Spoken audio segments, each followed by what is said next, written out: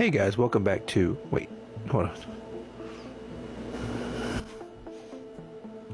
Welcome back to review the pay-per-view. This is Halloween Havoc 1994. And the only thing spooky about this pay-per-view is the card itself. It was bad, and I feel bad for Muhammad Ali, who was front row. So let's get into the pay-per-view. Kicking off the show was for the WCW World Television Championship. The Honky Tonk Man puts his title up against Johnny B. Bad. This match was 10 minutes and it ended in a draw, and it was not good. 1.5 stars. Next up, the WCW Tag Team Championships were on the line. Pretty Wonderful versus Stars and Stripes, the tag champions. Marcus Bagwell, aka Buff Bagwell, would hit a bridge suplex, and the ref was distracted by the Patriot, and one of the Pauls from Pretty Wonderful would hit a diving elbow onto Marcus Bagwell, and they would get the win, making them the new WCW World Tag Team Champions. This match was 1.5 stars. It was alright. Next up was Brother versus Brother. Kevin Sullivan versus Dave Sullivan. Dave Sullivan apparently was the number one Hulk Hogan fan. His music was just some kids screaming, "I want to be a Hulkamaniac." And Kevin got counted out, and Dave Sullivan takes the win.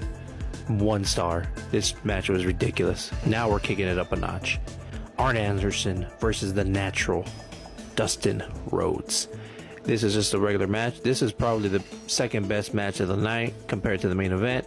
Arn Anderson would try to hold on to the ropes for the win, but Dustin was able to reverse and actually get the win. This match was 3 stars. It had some good technical in there, but like I said, from what this card was, come on, I mean, this was the best you can get. The WCW United States title was on the line.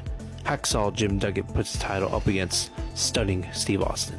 He was trying to regain it from Hacksaw, from losing it for like a fucking minute, maybe 30 seconds.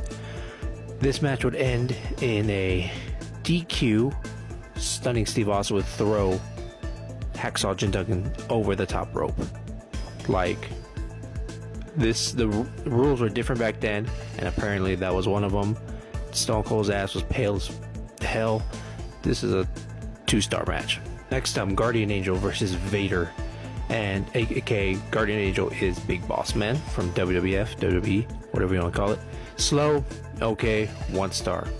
Next up, Terry Funk would team up with Bunkhouse Buck versus the Nasty Boys.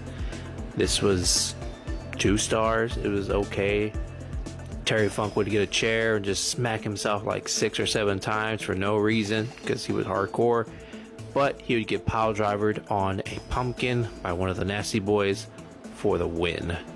2 stars. It was alright. For the main event, Hulk Hogan puts the WCW World Heavyweight Championship on the line against Ric Flair in a steel cage with Mr. T as a special guest referee. It's pretty much what you think. A lot of over dramatic selling. The cage was actually a fence more than a cage itself. Hogan is also selling a injured knee. I think he got back at a few pay-per-views or shows, whatever. Oddly enough, Mr. T would get beat up by not just Ric Flair, but Hulk Hogan as well.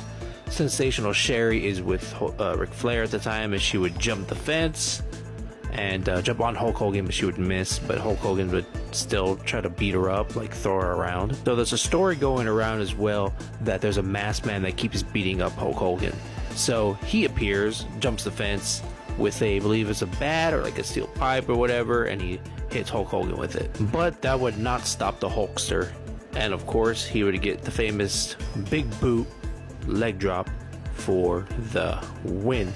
After the show, the masked man would come back and Hulk Hogan would beat him up, and it was to be revealed as Brutus the Barber Beefcake. Now, I guess this might have been his debut in WCW, but I'm not too sure about that. As Hulk Hogan is shocked because apparently they were friends, he would start beating him up, and then Earthquake would come out with Kevin Sullivan to start beating up Hulk Hogan.